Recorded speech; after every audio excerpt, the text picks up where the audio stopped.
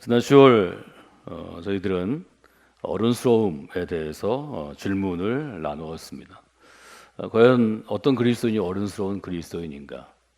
또 어떤 교회가 더 어른스러운 교회인가? 하는 주제를 저희가 함께 다루었습니다. 지난 주일은 이 자리에서 이제 탄자니아에서 온 특별히 메신저스라는 청년들의 팀들과 함께 예배했습니다.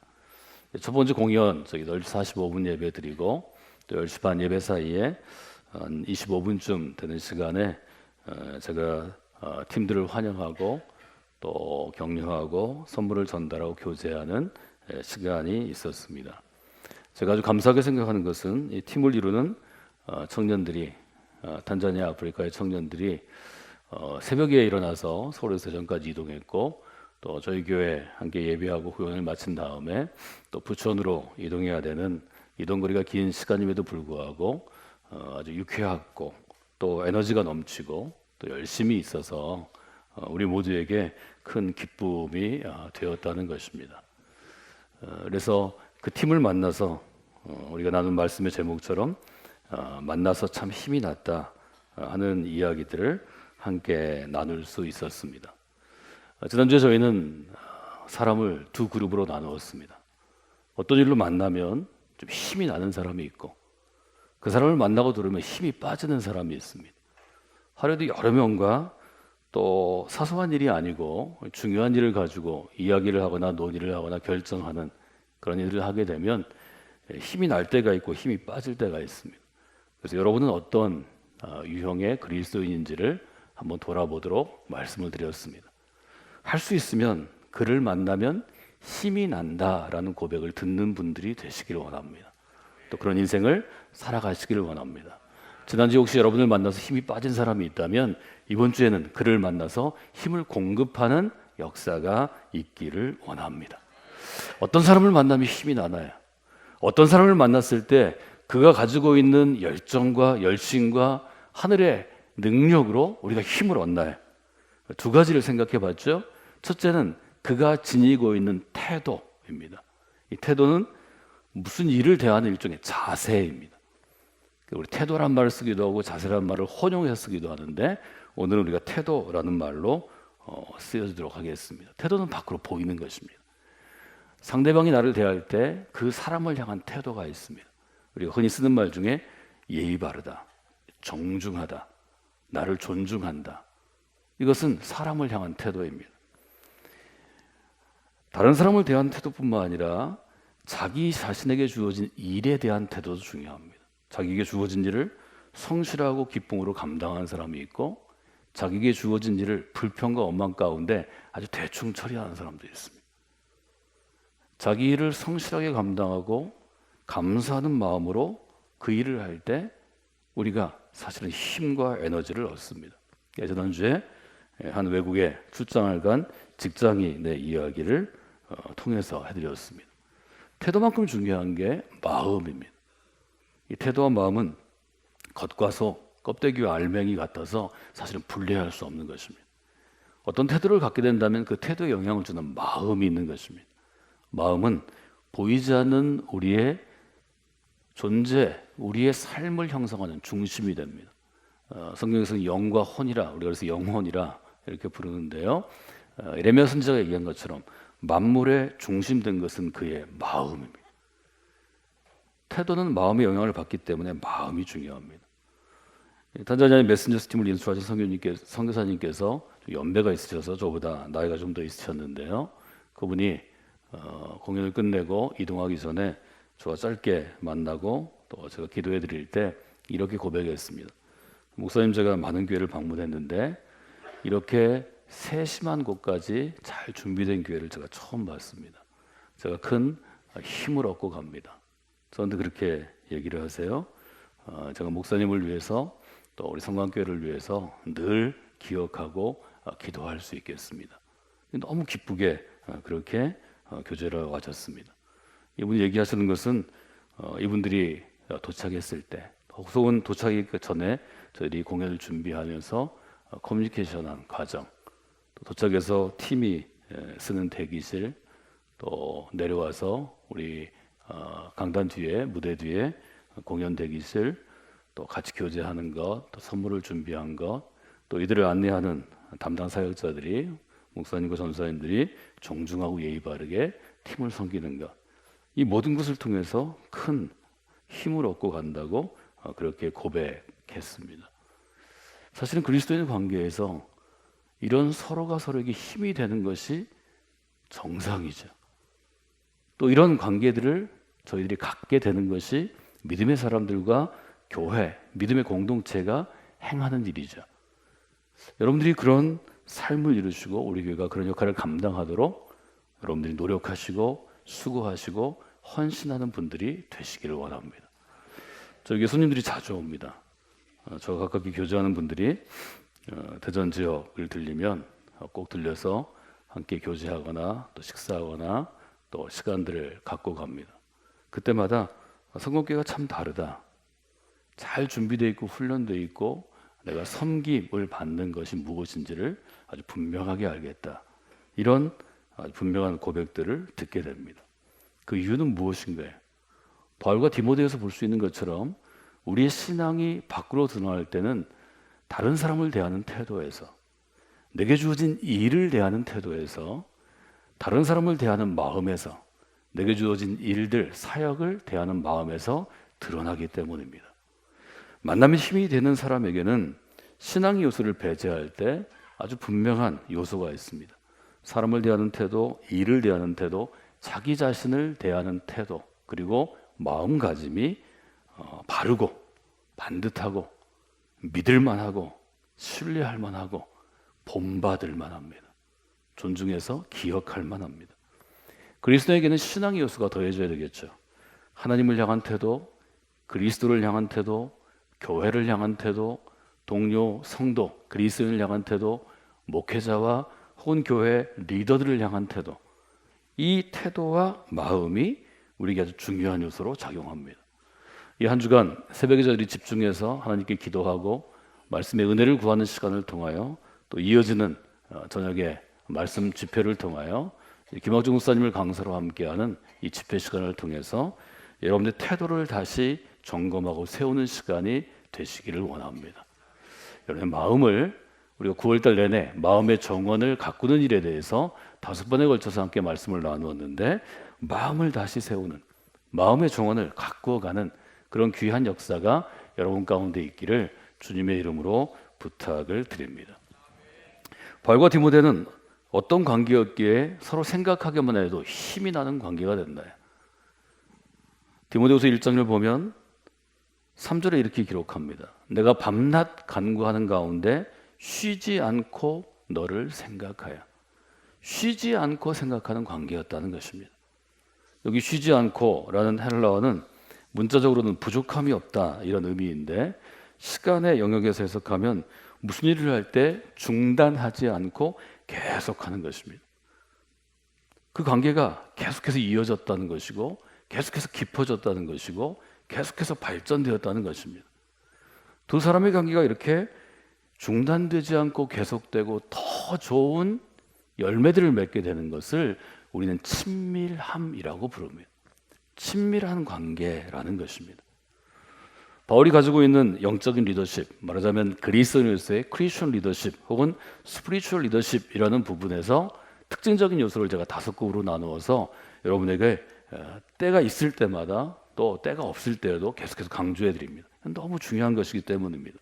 네 번째 요소 중에 펠로우십 그룹과 코칭 그룹이라는 단어를 제가 여러분이 반드시 알아야 하고, 또 여러분들이 바로 이런 사람이 있어야 된다고 말씀을 드렸습니다. 인간이 근본적으로 갖고 있는 문제점은 홀로 있음입니다. 외로움입니다. 이것은 창세기에서 첫 번째 사람에게도 시작된 것이고, 이것은 마지막 사람에게도 마찬가지입니다. 인간은 근원적으로 외로운 것입니다. 그래서 성장기에는 10대나 20대 성장기와 청춘기에는 남녀간의 사랑을 갈구하기도 하고, 남녀간의 사랑이 오기 전에는 아이들이 초등학교 5, 6학년부터 중고등학교까지 또래 집단의 영향이 큽니다. 친구가 있어야 합니다. 이것은 혈연으로 맺어진 부모 자녀 혹은 형제 혹은 혈연으로 맺어지게 되는 부부간의 관계를 떠나서 가족을 제외하고 여러분들이 이런 친밀한 관계에 이룰 수 있는 사람이 반드시 한두 사람이 있어야 인생에 있어서 큰 문제가 생기지 않습니다. 힘들고 어려울 때 새벽 1시가 됐든 3시가 됐든 여러분이 잠자는 사람을 깨워서 좀 요청할 수 있어야 합니다. 갑자기 전화할 수 있어야 합니다. 나 지금 굉장히 힘들어. 나 좀 어려워. 좀 나를 좀 기도해 주면 좋겠다. 내가 너무 힘들고 답답해서 죽게 됐으니까 너 하던 일을 그만두고 지금 와서 나를 좀 어떻게 해줬으면 좋겠다. 이런 사람을 반드시 여러분이 세우셔야 합니다. 여러분이 교회 공동체에서 신앙생활하면 그런 분이 만나면 그런 힘을 주는 분이 반드시 예비되어 있습니다. 여러분이 그런 사람을 만나야 하고 그 관계를 형성해 가야 합니다. 저 도로 표지판 사진 하나 보여드릴 텐데요. 도로 표지판 사진 한번 보여주시죠.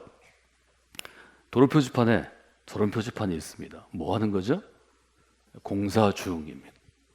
지금 도로의 공사가 이어지고 있다는 거죠.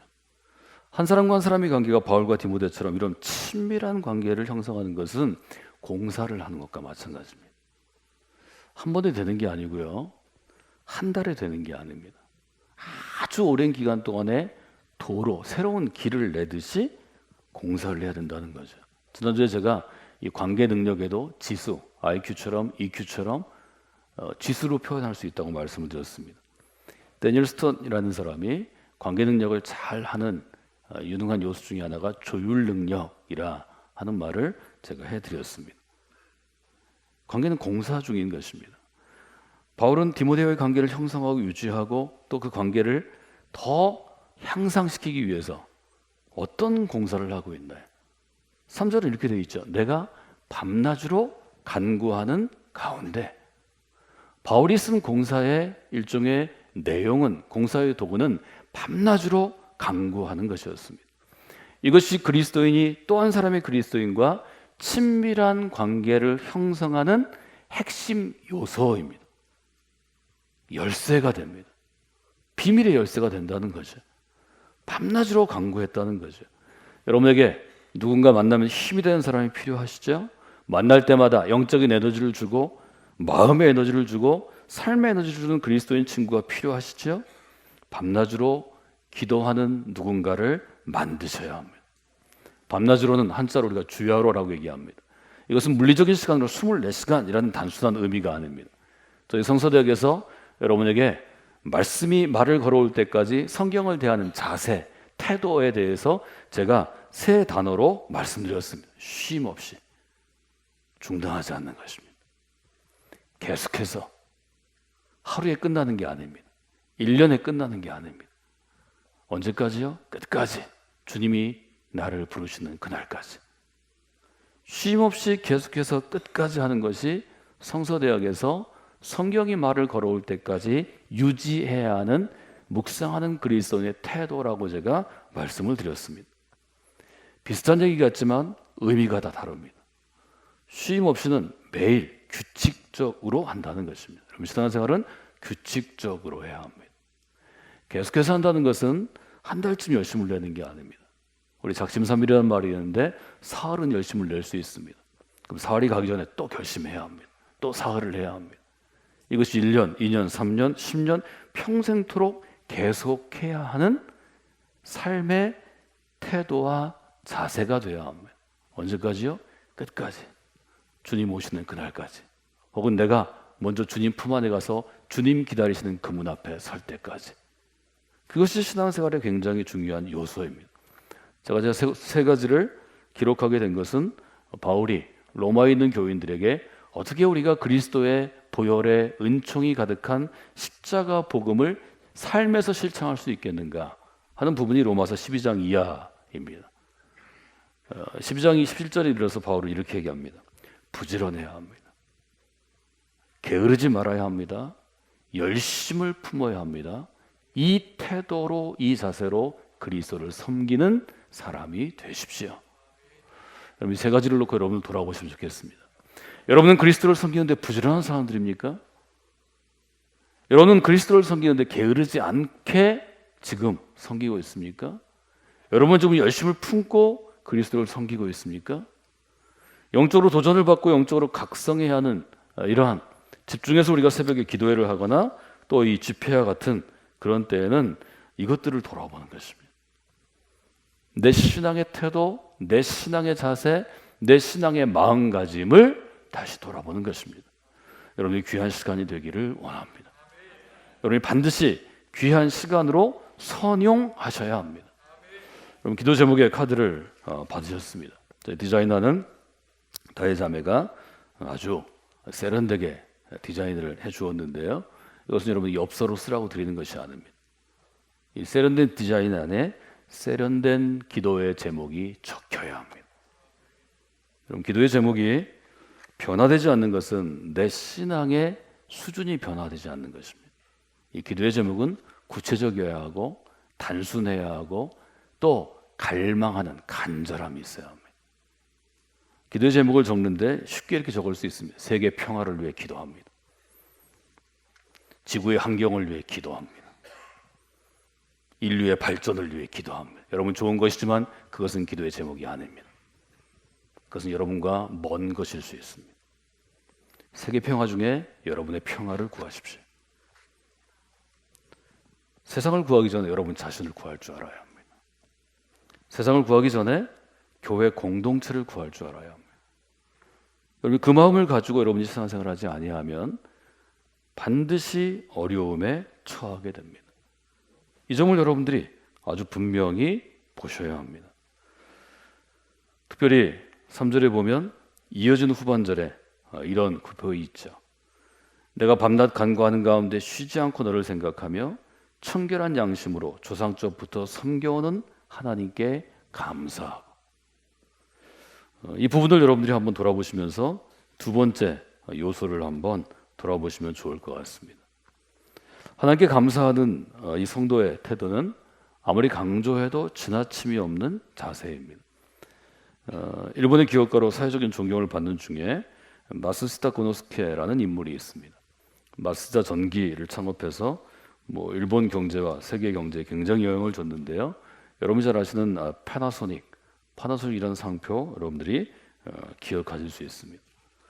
이분이 일본의 전자산업이 전성기를 이루는 70년대 사람을 선발할 때 자기 회사에 수많은 아주 좋은 대학을 졸업하고 탁월한 일본의 청년들이 입사하려고 지원을 굉장히 높은 경쟁을 위해서 했죠. 이분이 이제 서류 심사를 마치고 시험도 보고 한 다음에 마지막 최종 인터뷰를 이분이 직접 했다고 그럽니다. 한동안 이분은 한 가지 질문만 응시하게 했다고 그럽니다. 청년들에게 이 질문에 대해서 아주 상세하게 설명하고 계속 도전합니다. 여러분도 한번 생각해 보시면 좋을 것 같습니다. 이분은 이제 마스다 전기의 최종 면접에 올라온 탁월한 인재들을 두고 이렇게 질문했다는 거죠. 지금 당신이 청년이 여기에 지원할 정도로 뛰어난 인재가 되었습니다. 이것은 당신 자신의 노력입니까? 아니면 운이 좋았기 때문입니까? 조금 더 저희가 이 질문을 바꿔보자면 일본 사회이고 이분이 신앙이 아니니까 운이 좋다라는 표현을 썼지만 말하자면 누군가의 도움으로 누군가가 이 길을 열어줌으로 섬김으로 이 자리에 오지 않았는가 하는 질문입니다. 말하자면 부모님이 희생해서 이 자리에 온 사람들이 있습니다. 좋은 선생님들이 만나서 그분이 추천하고 장학금을 줘서 이 자리까지 올 수 있는 사람이 있습니다. 좋은 목사님을 만나서 인생의 도전을 받고 열심히 노력해서 이 자리에 온 사람이 있을 수 있습니다. 공부할 수 없는 상황인데 하나님의 도우심으로 이 자리에 올 수 있는 사람이 있습니다. 말하자면 우리가 신앙의 언어로 바꾼다면 지금 이 자리에 당신이 서게 된 것은 당신 자신의 노력입니까? 아니면 하나님의 은혜 때문입니까? 우리가 이렇게 질문을 바꿔볼 수 있겠습니다. 이분은 어떤 대답을 한 청년들을 자기 회사의 사원으로 선발했을까요? 자기 노력 때문이라고 한 사람들은 배제했습니다. 운이 좋았다고 고백한 사람들 중에서 자기가 쓸 사람들을 골랐다는 거죠. 나중에 이 이야기가 전해진 다음에 인터뷰하는 기자가 물어보면 왜 그렇게 하십니까? 그때 이분이 그렇게 대답했다고 합니다.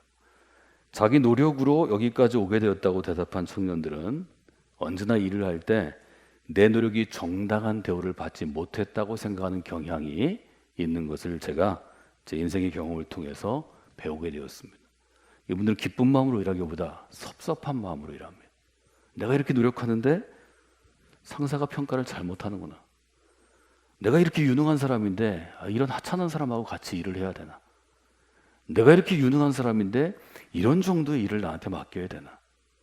점점 섭섭하고 불평이 많아지고 원망이 많아져서 이런 사람들은 직장 생활을 할수록 장기적으로 보면 다른 사람의 힘을 빼앗아가거나 그 조직, 공동체의 힘을 잃게 하는 부정적인 영향을 끼치기 쉽다는 것입니다.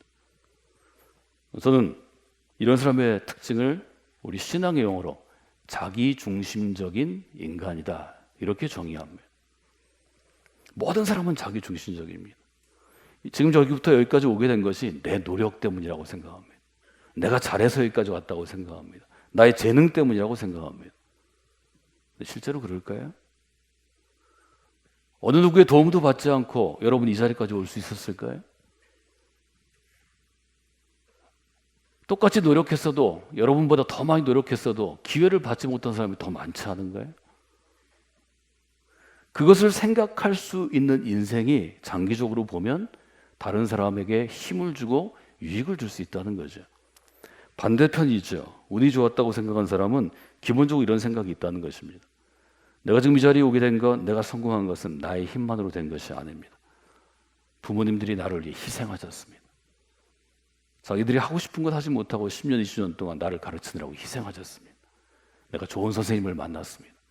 이분이 내가 어렵고 가난해서 공부하지 못할 때 공부하도록 격려했고 또 추천서를 써서 길을 열어줬고 장학금을 모아줬습니다. 좋은 분들이 나를 도와줬기 때문입니다.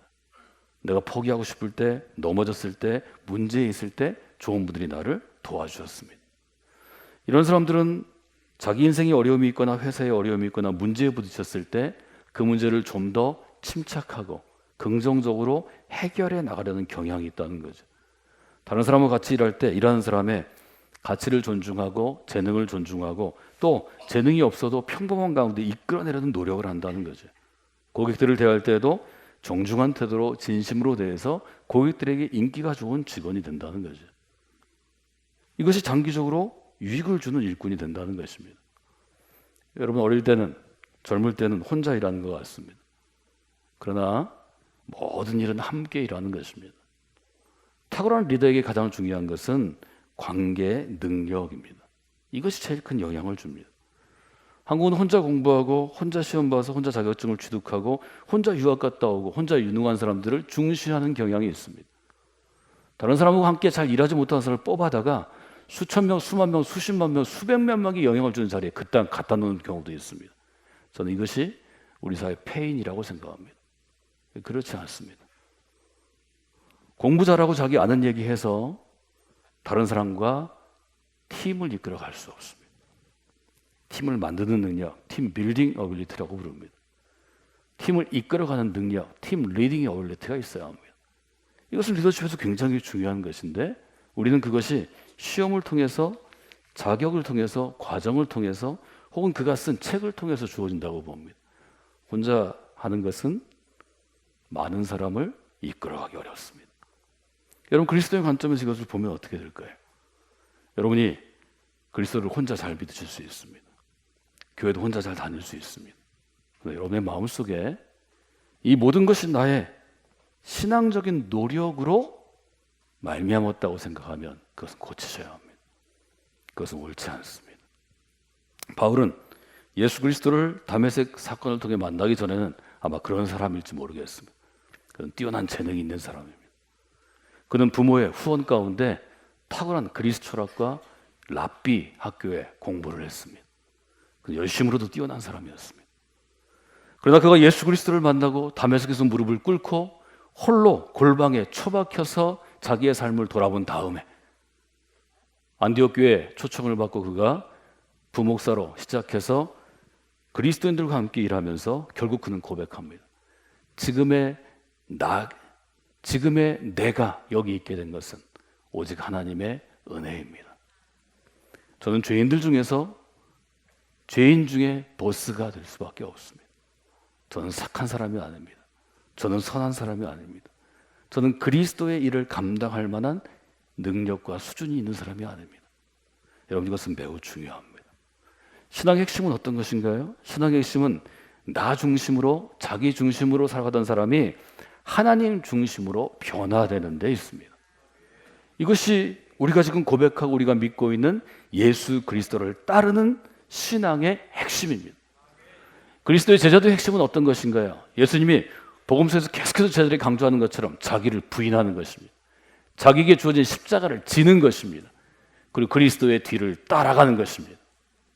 자기를 철저하게 부인하는 것, 자기 중심이 아니라 하나님 중심, 그리스도 중심, 교회 중심으로 설 때 그때 우리의 신앙이 바로 서게 되는 것입니다.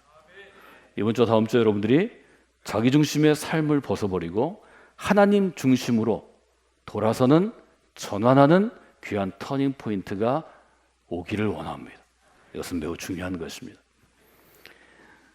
저는 교회에서 자라난 사람입니다.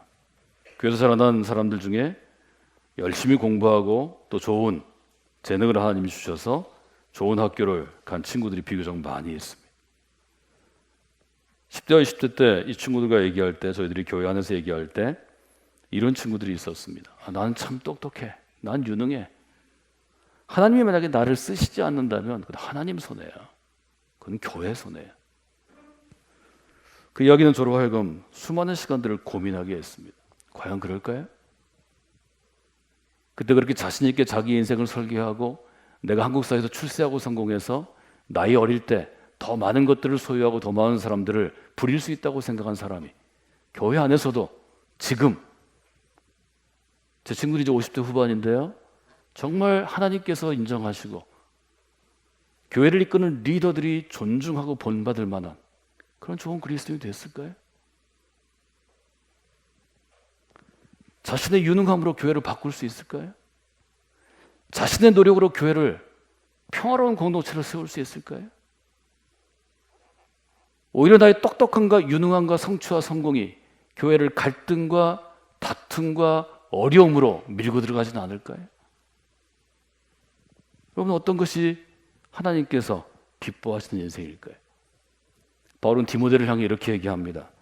너의 눈물을 생각하고 너를 보기를 원함은 나의 기쁨이 가득하기를 원함이니 이는 내 속에 거짓이 없는 믿음이 있음을 생각함이라. 믿음에도 거짓 있는 믿음이 있습니다. 저는 나 중심의, 자기 중심의 사고방식이, 그 신앙생활이 거짓을 일으킨다고 봅니다. 바울이 디모데에게 요청하는 것은, 혹은 바울이 디모데를 통해 보았던 것은 그의 거짓 없는 믿음입니다. 오늘 설교의 주제에 따라 저는 그렇게 정리를 해보았습니다. 자기 중심의 믿음은 거짓 있는 믿음으로 될 가능성이 99.99%입니다.